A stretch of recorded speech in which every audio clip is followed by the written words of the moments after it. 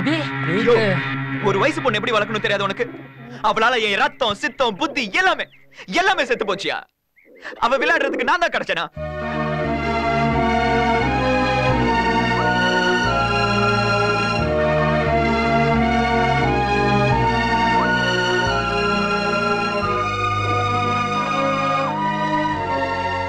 ஒவ்வொரு நாளும் செத்துக்கிட்டு இருக்காயா? என்ன இழிச்சவன் நினைச்சிட்டு இருக்கல உன் பேத்தி? வலியா? வலி வலினா என்ன தெரியுமா உனக்கு? தம்பி, உங்க வேதனை வருத்தம் எல்லாமே எனக்கு நல்லா புரிஞ்சுக்க முடியுது.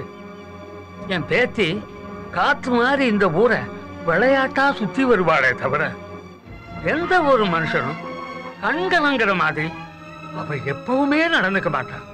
உங்க கோபத்திலேயும் ஒரு நியாயம் இருக்கலாம். ஆனா அதுக்கு என் பேத்தி தான் காரணம்னு நீங்க சொல்றத என்னால ஏத்துக்கவே முடியாது.